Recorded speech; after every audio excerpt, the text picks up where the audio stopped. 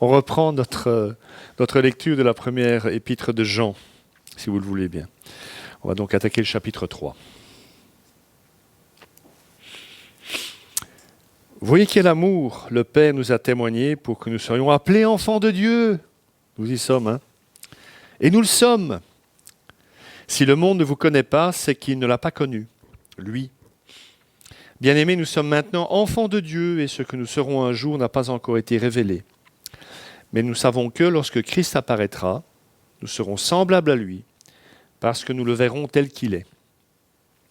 Toute personne qui possède cette espérance en lui se purifie comme lui-même est pur.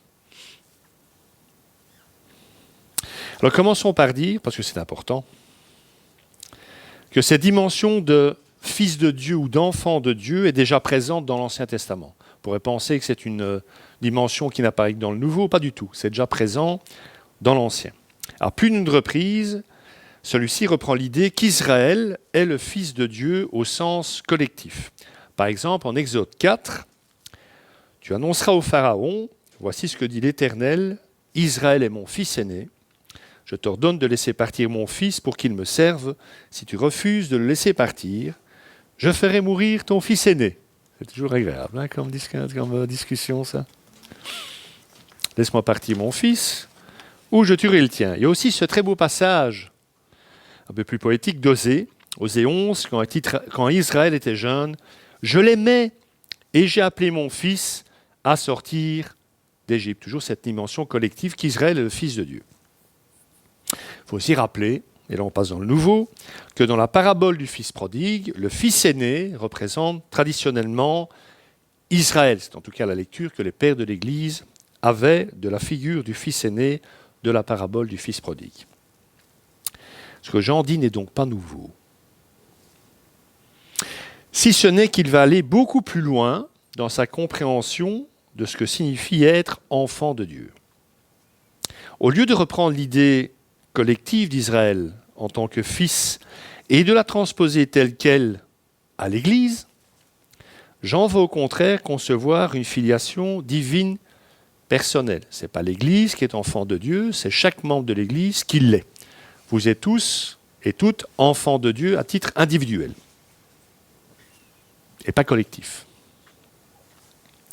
Il affirmera déjà cette extraordinaire vérité dans son évangile.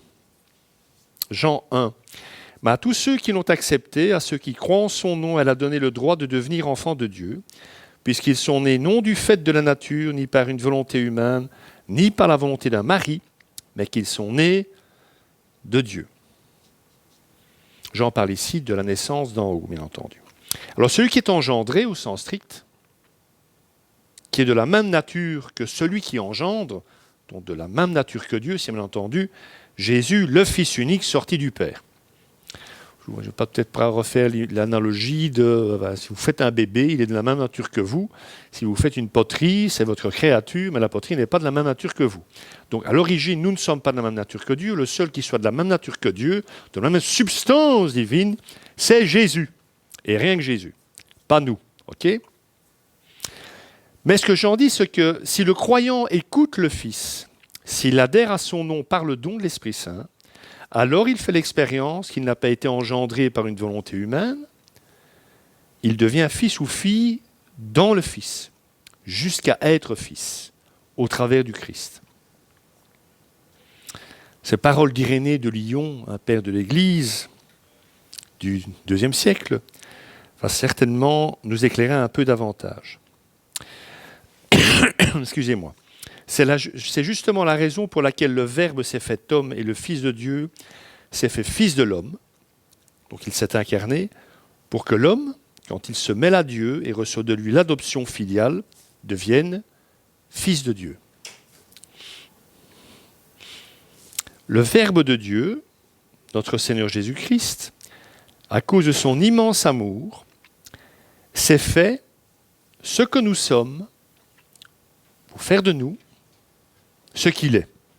C'est bien dit quand même. C'est clair ? Si ce n'est pas clair, vous vous adressez à Irénée de Lyon, vous écrivez, enfin voilà, code postal. C'est déjà ce que Jésus tentait de faire comprendre à Nicodème, qui apparemment n'était pas toujours sur la même longueur d'onde, lors de ce fameux entretien qu'on retrouve dans l'évangile de Jean, chapitre 3. En vérité, je te le dis, à moins de naître de nouveau, personne ne peut voir le royaume de Dieu. Autrement dit, personne ne peut devenir fils ou fille, parce que dans le royaume, il y aura que des fils et des filles. Il y aura que des frangins. Heureusement qu'on sera parfait, hein, parce que l'éternité avec des frères et des sœurs, ça va pas être de la tarte. Hein. Personne, dit Jésus, ne choisit de naître. C'est ça que ça veut dire. Vous n'avez pas choisi de naître. Certains d'entre vous l'ont peut-être déjà reproché à leurs parents. « Je n'ai pas demandé d'être là, moi !» Lors de certaines discussions un peu tendues. Cette décision de naître ne vient pas de celui ou celle qui naît en ce monde, qui vit en ce monde, mais de ses géniteurs. Vos parents ont décidé. C'est pour ça que Jésus prend cette analogie aussi, de la naissance. Il en va de même, dit-il, pour la naissance à la vie en Dieu. Nous ne l'avons pas décidé. Nous ne l'avons pas choisi. Dieu, notre Père, nous a fait naître au royaume de Dieu par sa volonté souveraine. Et dans ce royaume, donc, il n'y a que des fils et des filles de Dieu. C'est votre Père qui a décidé de vous mettre au monde. Et Jean insiste, si. Et nous le sommes, donc, enfants de Dieu. Nous le sommes, hein. Pourquoi est-ce qu'il insiste comme ça? Est-ce qu'il aura un doute sur notre capacité de compréhension de ce genre de choses? Bien, je pense qu'il insiste parce qu'il sait combien il est difficile pour ceux qui sont fils et filles de se considérer comme tels. Ça vous pose jamais un problème de vous dire que vous êtes fils de Dieu, vous, franchement? Il y a des jours, en fin de journée, on se dit « il était beau le fils de Dieu, hein, franchement ». Parce que la réalité de la filiation divine touche tellement à l'inimaginable que je puisse être fils de Dieu, c'est inimaginable. Enfin, moi, moins que les autres, peut-être. Elle est si proprement scandaleuse, cette filiation, que je sois devenu membre de sa famille, qu'elle est inconcevable pour les hommes et les femmes que nous sommes. Alors, ces hommes et ces femmes peuvent arriver à se prendre de façon métaphorique pour des fils de Dieu, si on a bien compris qu'on est fils de Dieu. Oui, ok, on est fils de Dieu. Oui, mais est-ce qu'on n'a pas beaucoup de problèmes et beaucoup de mal à vraiment le vivre et à en vivre? Moi, ça n'est pas si évident que ça tous les jours. Hein. Nous sommes encore tellement de la terre. Comment pourrions-nous seulement imaginer que nous sommes du ciel? Pourtant, la réalité est précisément que les chrétiens sont fils de Dieu de toute éternité grâce à l'amour infini de ce Dieu qui choisit d'engendrer pour fils de Dieu un misérable pécheur. C'est un truc de fou. Mais personne n'a jamais dit que Dieu n'était pas fou d'amour. Hein. Moi, je pense qu'il est fou d'amour. Et il le prouve. Alors, puisque nous sommes fils et filles, il est une donnée objective qui nous permet de le vérifier, dit Jean. Il y a moyen de vérifier qu'on est fils et filles. Un genre de verset qu'on aime beaucoup, ça. Verset 1. Si le monde ne vous connaît pas, c'est qu'il ne l'a pas connu lui, donc Jésus. Notre frère aîné, Jésus le Christ, le premier-né de toute la création, comme l'appelle Paul en Colossiens, a été rejeté par le monde. Je rappelle que le monde l'a légèrement tué, hein, Jésus. Nous sommes d'accord. Hein. Mais dès lors, donc, ce monde n'a pas connu le Père que le Fils est venu révéler. Il n'en a pas voulu, si vous préférez. Nous sommes en présence de ce qui oppose les chrétiens à l'esprit du monde. Nous sommes fils et filles de Dieu, et comme le monde a rejeté le Fils, notre frère aîné, il nous rejettera, nous aussi. Ce sont là les paroles mêmes de Jésus la nuit de son arrestation. Jean 17, lors de sa prière sacerdotale, « Je leur ai donné ta parole, et le monde les a détestés, parce qu'ils ne sont pas du monde. Tout comme moi, je ne suis pas du monde. » Alors la question qu'il faut se poser, est-ce que le monde nous déteste vraiment? Moi, chaque fois que quelqu'un me dit « Oh, t'es quand même génial, t'es pasteur, mais t'es comme nous, quoi. » Oh merde. Les personnes me disent ça comme un compliment, mais ça n'en est pas un du tout. Je devrais être lumineux, arborescent, aveuglant. Donc cette opposition entre le croyant et le monde n'est pas seulement un donné de chaque jour, c'est aussi, semble-t-il, dans la pensée de Jean, un impératif. Alors Enzo Bianchi, l'ancien prieur de l'abbaye de Beauce en Italie, le dit de manière très claire, dans son style particulier. Si le chrétien ne connaît pas d'opposition qui lui vienne du monde, peut-être doit-il se demander si ce n'est pas l'esprit du monde qui camoufle en lui sa différence chrétienne et dévoile plutôt son appartenance à la mentalité qui domine le monde.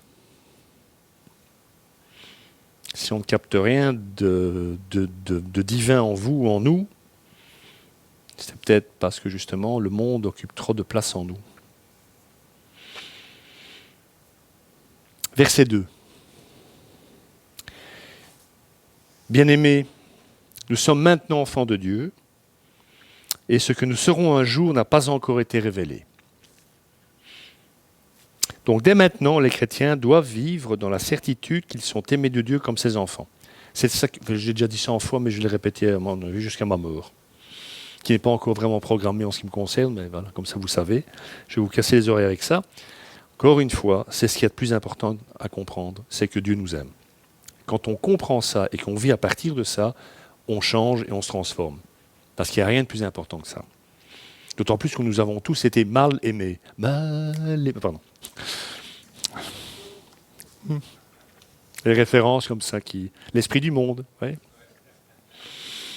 Donc les chrétiens que nous sommes sont normalement en attente d'un événement qui n'est pas encore arrivé, qui dévoilera dans sa plénitude ce que nous sommes vraiment, réellement. Tout le monde nous verra comme nous sommes vraiment. Et ce que nous serons un jour, dit Jean, n'a pas encore été révélé. Mais nous savons que lorsque Christ apparaîtra, nous serons semblables à lui, parce que nous le verrons tel qu'il est. Au retour de Christ, lors de ce second avènement, dans la gloire, nous verrons Dieu face à face, comme il est ontologiquement, par nature. Et le résultat de cette vision, c'est extraordinaire ça, il y a un changement, une bascule, un changement de paradigme.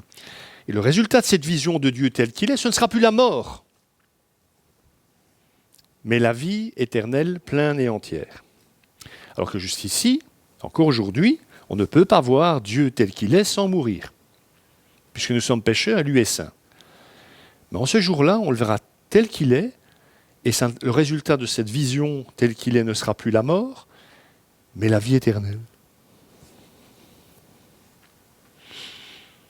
Donc, grâce à l'œuvre de Jésus, cette vision de Dieu en son état ontologique signifiera pour nous, ses fils et ses filles, vie éternelle, amour infini et connaissance parfaite. Donc tous les livres que j'aurai lus d'ici là n'auront servi à rien, en fait. Parce que ma connaissance restera imparfaite. Et là, je connaîtrai parfaitement, mais vous aussi, et c'est ça qui n'est pas juste. Vu l'investissement, la différence d'investissement, c'est vraiment pas sympa, quoi. Enfin bon, je discuterai de ça avec lui. Donc ce sera l'accomplissement du plan de Dieu pour l'homme perdu. Vous vous rendez compte, hein, l'homme s'assied sur Dieu, il ne veut plus rien savoir de Dieu, et Dieu, qu'est-ce qu'il invente comme réponse à ça? Il ne le détruit pas, il dit, mais je vais faire de lui le sujet de mon amour, et je vais l'amener à une connaissance parfaite de mon être, et je passerai l'éternité en sa présence. C'est un drôle de père, Dieu, quand même. Il ne punit pas ses enfants, lui, il les sauve, c'est incroyable. C'est vrai que l'amour des pères est inconditionnel. Hein. Des mères, c'est pas gagné. Mais des pères... Nous pourrons, ça dépend de la mère et le père, bien, vous aurez compris. Hein. Nous pourrons le connaître pleinement, parfaitement, et voir enfin l'accomplissement de notre recherche, de notre désir profond, c'est-à-dire Dieu lui-même, le voir tel qu'il est. Quel autre désir pourrait être le nôtre que le connaître lui, pour lui et rien que pour lui? Et nous voilà donc en ce jour qui vient, dit Jean, semblable à lui, sa véritable icône, comme son Fils, notre Seigneur, l'a été pour nous. Rappelez-vous ce que Paul dit aux Colossiens, il est l'icône, le Christ est l'icône de Dieu, l'image de Dieu, sa représentation. Eh bien nous serons cette icône-là aussi ce jour-là. Jésus nous a rappelé par sa vie ce que signifiait être un homme à l'image de Dieu. Un homme semblable à celui d'avant la chute. Et parce que nous sommes habités par son esprit, celui-ci cultive en nous, au moment où je parle, la ressemblance avec Dieu. L'image, tous les hommes l'ont encore, l'image, même si elle est édulcorée, esquintée, abîmée. Mais seuls les fils et filles aujourd'hui, déjà, qui sont habités par l'Esprit Saint, cultivent, même si on ne s'en rend pas compte, cultivent la ressemblance à Dieu. Pourquoi ? Parce que nous sommes transformés par l'Esprit de plus en plus, un jour à la fois, à l'image parfaite du Christ. Nous lui ressemblons de plus en plus, un jour à la fois. Si. Jésus a montré Dieu au monde, comme nous sommes tous appelés à le faire en tant que fils et filles, on a le même mandat que Jésus à ce niveau-là. Nous sommes donc conviés à vivre en êtres qui, dès à présent, sont conscients que l'extraordinaire de leur existence consiste dans le fait que nous sommes en communion avec le Père par le Fils. Je dis que c'est extraordinaire parce que tout le monde n'est pas en communion avec Dieu. Tout le monde n'a pas la ligne directe avec Dieu. Tout le monde ne dit pas Dieu, ne dit pas Dieu, vous pouvez le dire à Dieu aussi, mais tout le monde ne dit pas tu au Créateur éternel de l'univers. Vous croiseriez le roi Philippe, quelqu'un de très bien au demeurant.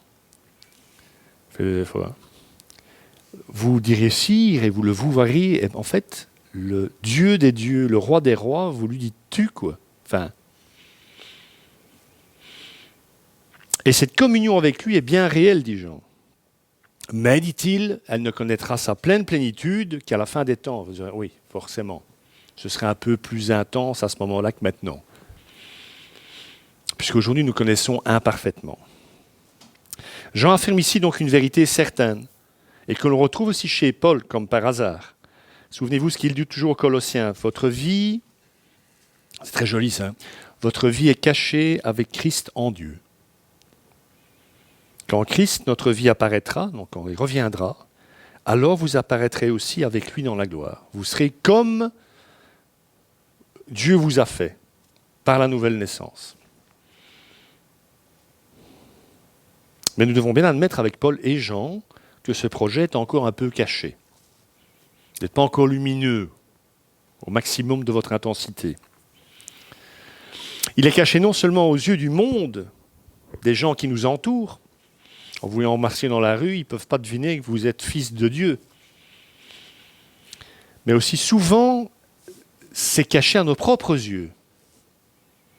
Alors comment est-ce possible, me direz-vous ? Comment est-ce que cette réalité pourrait être cachée à nos yeux à nous, alors que nous savons ? Nous sommes supposés savoir tout ça.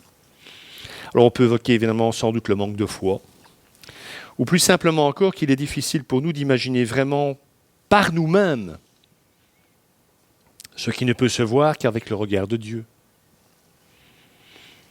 Pourtant, il faut le relire, il ressort clairement d'une étude globale du Nouveau Testament qu'au dernier jour se produira la pleine manifestation des fils de Dieu. Alors il n'y aura plus qu'une vérité, Dieu lui-même, et en Dieu, par la grâce du Christ, les croyants que nous sommes, dans la pleine conformité au Fils unique. Et ainsi, comme la seconde lettre de Pierre ose le révéler, ce passage incroyable, qu'est-ce qu'il dit Pierre ? Nous serons, dit-il, participants de la nature divine. On va participer, on va faire un avec la nature divine. Qu'est-ce que ça veut dire, ça ? Alors, cette participation à la nature divine est déjà une réalité au moment où je parle, de par la présence de l'Esprit en nous. Parce que l'Esprit est en nous, nous participons d'ores et déjà à la nature divine. Mais elle annonce aussi cette participation actuelle et surtout celle parfaite, celle-là, qui sera la nôtre dans le royaume. Alors je les formule comme ça, puisque Dieu est en nous, un jour, nous serons en Dieu.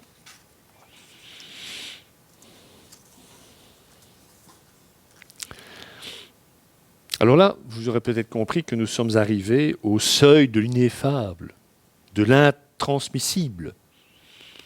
Les mots vont manquer, même pour moi. Tout simplement, Parce que nous ne pouvons pas comprendre ça à partir de ce que nous sommes encore. Parce que de quoi parlent Pierre et Paul et Jean?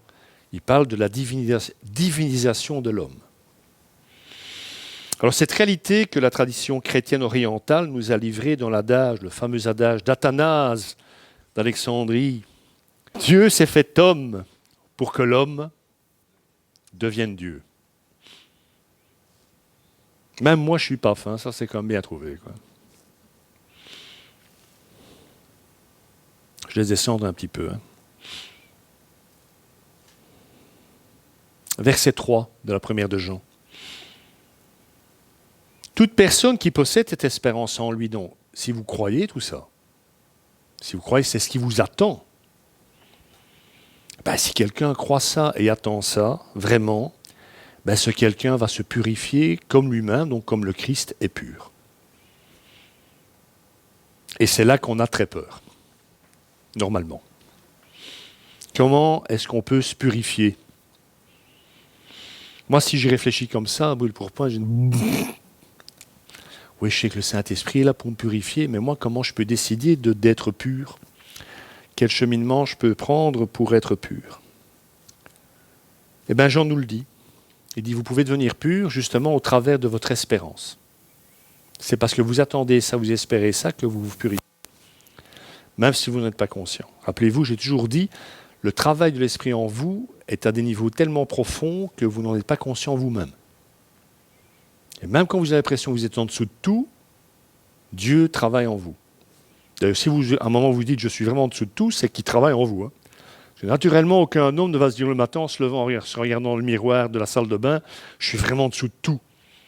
Si vous êtes capable de faire ce constat à un certain moment de votre vie ou à plusieurs moments de votre vie, c'est que Dieu travaille en vous. Si certainement vous dites que je suis quand même merveilleux, c'est peut-être aussi un peu Dieu qui vous le dit. Ben, votre femme ne va pas vous le dire, donc il faut bien que quelqu'un vous le dise à un moment pour vous encourager. Nous savons, normalement, que notre vie se situe entre deux révélations du Christ. Son entrée dans l'histoire, rappelez-vous, là où Jean a écouté, vu et touché la parole de vie, donc l'incarnation, la venue de Jésus, et la révélation à venir, la venue imminente de la gloire de Jésus-Christ, notre espérance.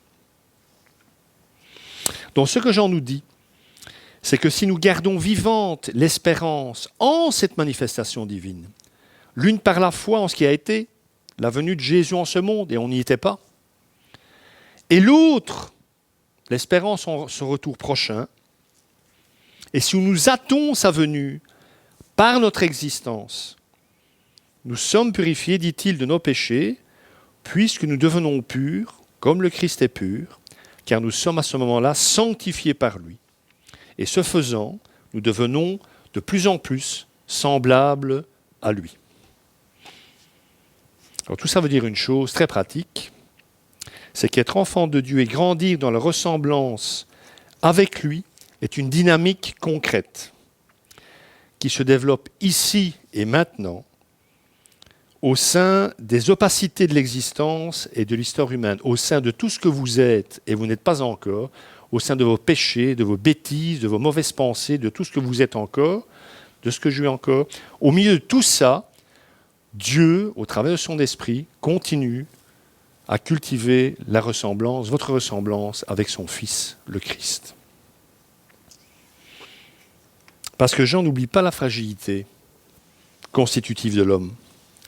Mais il sait aussi une chose, parce qu'il l'a vécu, il l'a expérimenté lui-même, que cette fragilité est capable de se transformer par l'œuvre de Dieu. Il n'y a rien de pire que de douter de ce que Dieu peut faire en vous. On peut douter de beaucoup de choses, mais il ne faut surtout pas douter de ça. Et Jean exprime d'ailleurs avec ces mots ce que Paul dit ailleurs avec les siens, encore une fois, les deux se rejoignent.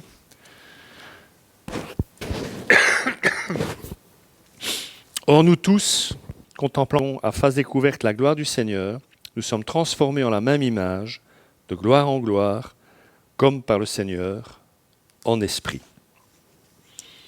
J'ai pris la traduction Darby parce que c'est la plus claire. Ça vous donne une idée des autres.